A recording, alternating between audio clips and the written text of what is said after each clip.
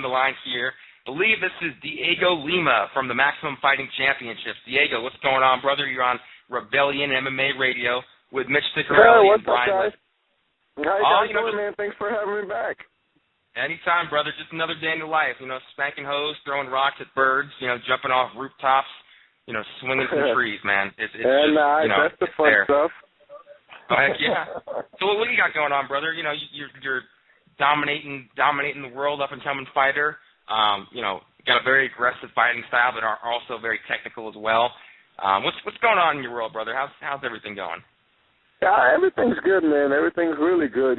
This is this is the third week of camp, and camp is going really well. This is the first time that I actually have a full camp. I don't have a full-time job anymore. We opened up a gym down here, so my life is just training right now and teaching a couple of classes. But this time I'm just training. Just training is the first fight ever. That's just been going on. So I'm really excited, man. A lot of new things to bring to the table now. It's just a whole different story when you train 2 times a day for a fight, So I'm really excited, man. Very excited.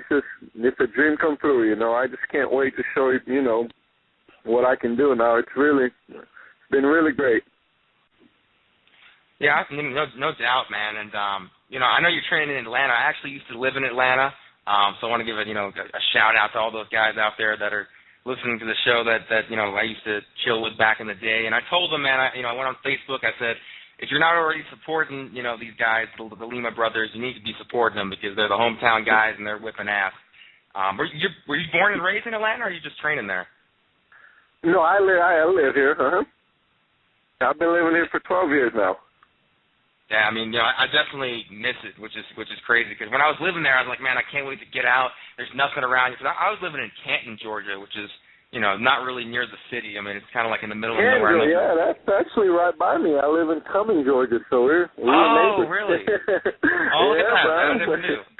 Yeah, so I have to. I got to drive a lot to go places. It's a far drive from everything, so. That's the thing. It's crazy. It takes you like an hour just to get to the supermarket and buy some milk. Definitely, yeah. Meanwhile, they got cows everywhere. Cows on every corner. So one day I decided. It's crazy. There's cows everywhere. So I said, you know what? Instead of driving an hour to get some milk at the store, I went out and I got a bucket and I told my little brother. I said, hey, go milk the cows. He comes back and says, well, I milked the bowl. I was like, wait, what? What's that? That's awesome. Yeah, man. But hey, I want to ask you though, because you and your brother Doug, there's so many brothers in MMA. You got the Diaz brothers, and you got the Miller brothers. Yeah. Where do you and Doug feel like you match it? Like if they had like a crazy 2-on-2 tournament in MMA, would you guys clean shop and just whip all their asses? Pretty much, yeah, definitely. Yeah, man, we're there. We're still making a name, so I believe soon enough we'll be up there too. They've done, they pay their dues. They've had a lot of fights. They fought for really big organizations, so it's they're there. But soon enough we'll be there. We're still young. We're still in our early 20s. Me and my brother, so I feel once we get a little older, we'll be there. Just no rush. How did you get involved in MMA? I think you're 22 and your brother's 24, so was it something you got involved in together? You're 23 now. Yeah, 23 and 24. The thing, at the time, my brother started really young. Once we were still in high school, I was a sophomore and he was a junior. No, I was a freshman and he was a sophomore and he was already training Muay Thai. So when he first started, and then I really never really thought anything about it, because I was playing sports in high school. And then my senior year, man, his trainer at the time was Junior Assunção. He just always kept telling my brother, oh, bring him over here. He'll train for free anytime at my gym. And because I had the size, I used to be a defensive lineman for football. So, I had a really good size, and I was really athletic and strong. And then after high school, I wasn't really into school a lot. I had a couple of offers to go play in 3D schools down in California. But, you know, that's when I was training a little bit back then as well. I took a couple of classes and I really enjoyed it. So, you know, I had to make a choice. It's either go to college and play or, you know, start fighting. And then I stuck to fighting, and here I am. Never look back. Now, how did you get hooked up with MSC, and how do you enjoy fighting for them and in front of the Canadian fans? Yeah, I love them, man. You know, they're really good. They really take care of me. You know, Scott and Mark, you know, I talk to them frequently. You know, they're pretty much like family. You know, I love fighting for them. And I got in there, you know, my brother at the time was there, and I was actually in Vegas for the tough tryouts. And then it was at night. I was just about getting ready to get out there for the night, you know, just to enjoy Vegas, really. And then my brother calls me, and my brother and my manager at the time calls me, and they're like, "Listen, you want to be on TV next week?" And I was like, "What? Fighting who?" And they, you know, they gave me Bill Frazier, and I was like, "Dude, I'm down." You know, I was actually 190 at the time, or 195 around there, and I only had a week. So I was just like, whatever. They called me the Thursday before, and I was supposed to fight next Friday. And I was like, you know, I'm down. I was training anyways, and then I just took the fight, and I got a first-round KO, and then I was there to stay.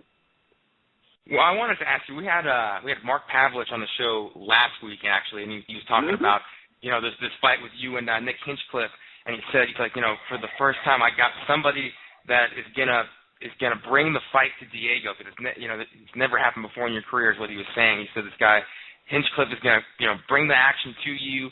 How do you feel about that? Are you excited to get in there with a guy who's gonna, you know, make a fight out of it with you, and you're both just gonna go, you know, ball to the wall, you know? Definitely, man. Definitely, you know, definitely. That's what I'm training right now.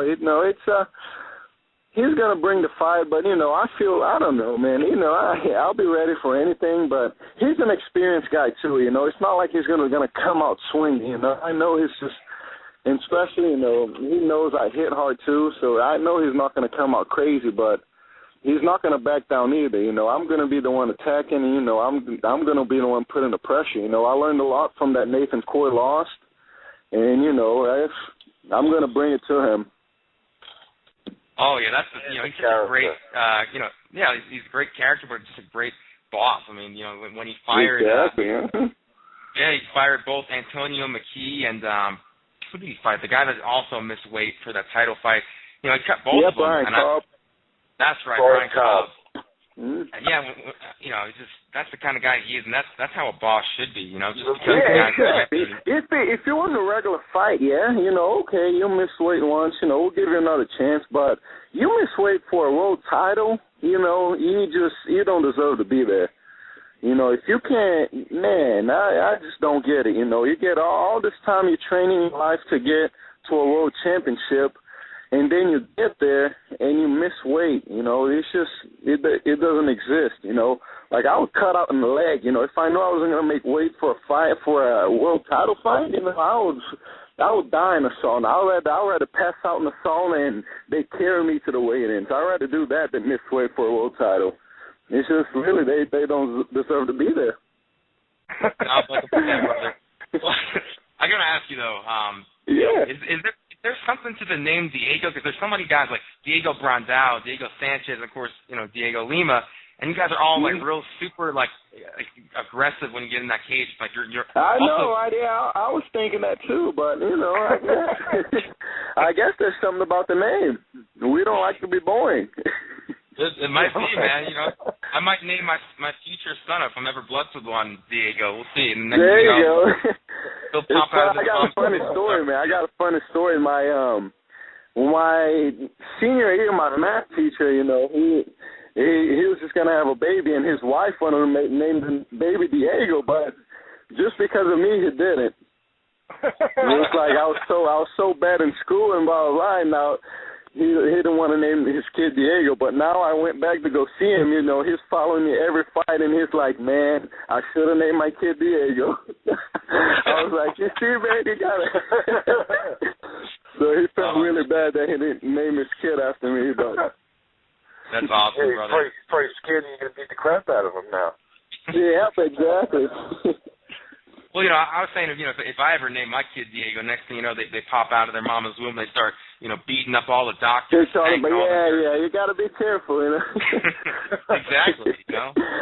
But hey, you know, that's a good thing. That's a good thing because you guys don't take crap from anyone, and you know, you let them have it, and that's how that's how it should be. You know, you don't let people walk on you. Well, you know what? There's a difference between being like, you know, funny and having a great personality and being eccentric. Like Dhiego Sanchez.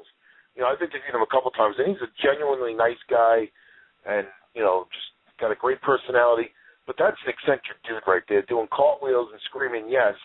And then, you know, if you watch the BJ Penn fight, and I've seen it a bunch of times, that freaking face that he's got, like, I don't know if he was trying to scare BJ Penn or maybe he just was constipated. Mm-hmm. That's maybe overexcited. Right, yeah, I don't know about him, but he brings it though. I love that guy. Yeah. I saw. He's never had a boring fight ever. Nope, you know, ever. I saw a video of him once where he was like going camping in the woods, and he's like taking a crap behind a tree, and like his teammates like filming the whole thing. I swear, type it in on YouTube. Dhiego Sanchez takes a dump in the woods, and you will see what I'm talking about. That's funny. Are you serious? Oh my god, I'm dead serious, man. It was like right before his fight with BJ, I think, or it might have been after. It might have been before his fight with Hathaway. I can't remember, but I don't think he has any shit left in him after BJ Penn. Yeah, I was about to say.